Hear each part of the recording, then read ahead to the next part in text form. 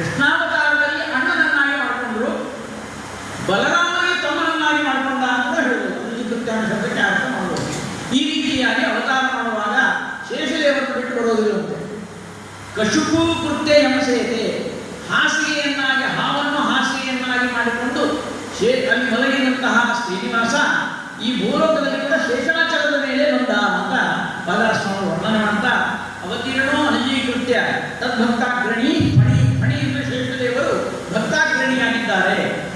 ಈ ನಿನ್ನೆ ನಾನು ನಾಗರ ಪಂಚಮಿ ವಿಷಯ ಹೇಳುವಾಗ ಒಂದು ವಿಷಯ ಸ್ವಲ್ಪ ತಪ್ಪಾಗಿ ಹೇಳಿದೆ, ಅದನ್ನು ಸರಿ ಮಾಡ್ತಾ ಇದ್ದೇನೆ. ಈ ಗರುಡದೇವ ಅಂದರೆ ಕಶ್ಯಪರಿಗೆ 13 ಜನ ಪತ್ನಿಯರು. ಆ 13 ಜನ ಪತ್ನಿಯರಿಗೆ ದಿತಿ, ಅದಿತಿ, ದಗು, ಕರ್ದು, ಕೀಕಸ, ವಿನಕ, ಸುರಭಿ, ತಾಮ್ರ ಹೀಗೆಲ್ಲ 13 ಜನ ಇದ್ದಾರೆ. ಅದರಲ್ಲಿ ಅದಿತಿಯ ಮಕ್ಕಳು ಈ ದೇವತೆಗಳು, ಒಂದು ಸೂರ್ಯ ಮೊದಲಾಗಿರ್ತಕ್ಕಂಥವ್ರು ಆದಿತ್ಯರು ಅಂತ ನಾವು ಹೇಳ್ತೇವೆ. ಮತ್ತೆ ದ್ವಿತೀಯ ಮಕ್ಕಳೆಲ್ಲ ಹಿರಣ್ಯಾಕ್ಷ, ಹಿರಣ್ಯಕಶಿಪು ಇದೆಲ್ಲ ದ್ವಿತೀಯ ವಂಶ ಅಂತ ಅಲ್ಲಿ ಹೇಳ್ತಾ ಇದ್ದಾರೆ. ಕಶ್ಯಪರಿಗೆ ಕರ್ತೃ ಅಂತ ಒಬ್ಬರು ಪತ್ನಿ ಇದ್ದರು. ಆ ಕರ್ತೃವಿನ ಮಕ್ಕಳೇ ಇವು ಶೇಷದೇವರು. ವಿನತಾದೇವಿಯ ಮಕ್ಕಳು ಗರುಡದೇವರು. ಗರುಡದೇವರ ವಾಹನ ಅದು, ಪರಮಾತ್ಮನಿಗೆ ವಾಹನ ಆಗಿದ್ರು. ಶೇಷದೇವರೇನಾಗಿಬಿಟ್ರು, ಹಾಸಿಗೆ ಆಗಿಬಿಟ್ರು. ಆ ಶೇಷದೇವರ ತಂದೆ ಕಶ್ಯಪ, ತಾಯಿ ಕರ್ದು. ನಾನು ನಿನ್ನೆ ಅದಿತಿ ಅಂತ ಹೇಳಿದೆ, ಅದಕ್ಕಾಗಿ ನಾನು ಸ್ವಲ್ಪ ಹೇಳುವ ಬರದಲ್ಲಿ ಹಾಗೆ ಹೇಳಿದ್ದೆ. ಆದ್ದರಿಂದ ತಾವೆಲ್ಲ ತಿಳ್ಕೊಳ್ಬಾರ್ದು. ಅದಿತಿ ಕರ್ತೃವಿನ ಅಂದರೆ ಕಾರ್ಗವೇಯ ಅಂತ ಶೇಷದೇವರಿಗೆ ಹೆಸರು.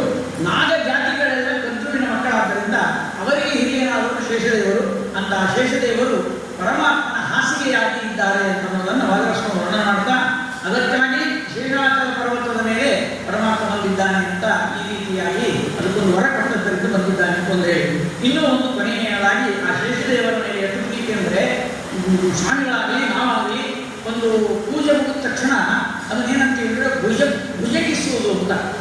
ಪೆಟ್ಟಿ ಭುಜಗಿಸಿದ್ರೇನು, ದೇವ್ರ ಪೂಜೆ ಮುಗಿತಾ ಅನ್ನೋದು. ದೇವ್ರ ಪೆಟ್ಟಿ ಕಟ್ಟಿದ್ರು ಅನ್ನಂಗಿಲ್ಲ, ದೇವ್ರ ಪೆಟ್ಟಿ ಕಟ್ಟಿದ್ರು, ದೇವ್ರ ಪೂಜೆ ಮುಗಿತು ಅನ್ನಂಗಿಲ್ಲ. ನಮ್ಮಲ್ಲಿ ಭುಜಗಿಸೋದು ಅಂತ ಆ ಶಬ್ದ ಕೇಳಿರುತ್ತಾವೆಲ್ಲ. ಭುಜಗಿಸೋದು ಅಂದ್ರೇನು, ಆ ಬಿದಿರಿನ ಬುಟ್ಟಿ ಇರ್ತದಲ್ಲ, ಆ ಬಿದಿರಿನ ಬುಟ್ಟಿ ಬೆತ್ತ, ಆ ಬೆತ್ತಕ್ಕೆ ಅಭಿಮಾನಿ ದೇವತೆ ಶೇಷದೇವರು. ಶೇಷದೇವರ ಸನ್ನಿಧಾನ ಬೆತ್ತದಲ್ಲಿರೋದ್ರಿಂದ ದೇವರನ್ನು ಅದರಲ್ಲಿ ಇಟ್ಟು ನಾವು ಕಟ್ಟುತ್ತೇವೆ. ಭುಜಂಗಿಸುವುದು ಅಂತ ಅಂದರೆ ದೇವರ ಪೂಜೆ ಮುಗಿದ ಮೇಲೆ ದೇವರನ್ನು ಇಡುವುದೆಲ್ಲಿ, ಶೇಷದೇವರ ಸನ್ನಿಧಾನದಲ್ಲೇ ಇವತ್ತು ಭುಜಂಗಿಸುವುದು ಅಂತ.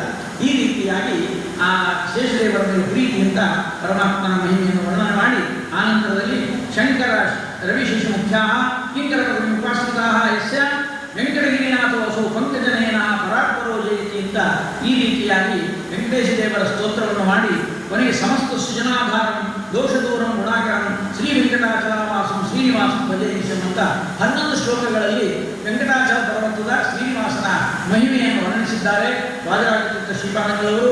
ಸ್ವತಃ ಅವರು ಮೊಣಕಾಲಿನ ಮೇಲೆ ಸಾಲಿಗ್ರಾಮ ಕಣ್ಣಂಗಾಕಿಂತ ತಿರುಪತಿ ಘಟ್ಟ, ಆ ಮೊಣಕಾಲಿನಿಂದ ಮೇಲೆ ಹತ್ತಿ ಆ ಭಗವಂತನಿಗೆ ಸೇವೆ ಮಾಡಿ ಬಂದ ವಾದಿರಾಜತೀರ್ಥ ಶ್ರೀಪಾದಂಗಳವರು ನಮಗೆ ಶ್ರೀನಿವಾಸ ದೇವರ ಮಹಿಮೆಯನ್ನು ಇಲ್ಲಿ ವರ್ಣಿಸಿದ್ದಾರೆ. ವೆಂಕಟೇಶ ಮಹಾತ್ಮೆ ಬಹಳ ದೊಡ್ಡದು. ನವರಾತ್ರಿಯಲ್ಲಿ 10 ದಿವಸ ಹೇಳ್ತೇವೆ. ತಾತ್ಪರ್ಯ ಏನು ಅಂದರೆ, ಆಕಾಶರಾಜ ಅಂತ ಇದ್ದ, ತನ್ನ ಮಗಳಾದ ಪದ್ಮಾವತಿಯನ್ನು ಶ್ರೀನಿವಾಸನಿಗೆ ಕೊಟ್ಟ. ಇದು ಶ್ರೀನಿವಾಸ ಕಲ್ಯಾಣ. ಇವತ್ತು ಆಧ್ಯಾತ್ಮಿಕ ಶ್ರೀನಿವಾಸ ಕಲ್ಯಾಣವನ್ನು ಹೇಗೆ ಮಾಡ್ಬೋದು ಅಂದರೆ, ಹೃದಯಾಕಾಶ, ಆಕಾಶರಾಜ ಅಂದರೆ ಹೃದಯಾಕಾಶ, ಅದರಲ್ಲಿ ಬಿಂಬರೂಪನಾದ ಭಗವಂತ ಶ್ರೀನಿವಾಸ, ಅಷ್ಟದಳ ಕಮಲ ಪದ್ಮಾವತಿ, ಪದ್ಮಾವತಿಯ ಮೇಲೆ ಇರುವಂತಹ ಶ್ರೀನಿವಾಸನನ್ನು ಕಾಣುವುದೇ ಹೃದಯಾಕಾಶದಲ್ಲಿ ಪದ್ಮಾವತಿಯ ಪದ್ಮದಳದಲ್ಲಿರುವ ಶ್ರೀನಿವಾಸ ಬಿಂಬರೂಪನನ್ನು ನೋಡುವುದೇ ನಿಜವಾದ ಶ್ರೀನಿವಾಸ ಕಲ್ಯಾಣ ಅಂತ ಆಧ್ಯಾತ್ಮಿಕ ಚಿಂತನೆಯನ್ನು ಮಾಡ್ತಾ ಈ ವೆಂಕಟೇಶ ಮಹಾತ್ಮೆಯ ಚರಿತ್ರೆಯೊಂದಿಗೆ ಇವತ್ತು ವೆಂಕಟೇಶ ದೇವರ ಸನ್ನಿಧಾನ ದರ್ಶನ ಮಾಡ್ಕೊಂಡು ಬಂದಿದ್ದೇವೆ. ನಾಳೆ ನದಿಗಳ ಬಗ್ಗೆ ನಾವು ನೋಡ್ತಾ ಇದ್ದೇವೆ. ಯಾವ ವಿಶೇಷವಾಗಿರ್ತಕ್ಕಂಥ ವರಾಹ ದೇವರ ಕೋರಿಕಾಗಿನಿಂದ ನೇತ್ರದಿಂದ ಬಂದ ನೇತ್ರಾವತಿ ಮತ್ತು ತುಂಗಾ ಭದ್ರಾ ಮೊದಲಾದ ನದಿಗಳ ಬಗ್ಗೆ ನಾಳೆ ವಿಸ್ತಾರ ಮಾಡೋಣ ಅಂತ ಹೇಳ್ತಾ ಶ್ರೀಕೃಷ್ಣ ವಸ್ತು ಶ್ರೀಮದ್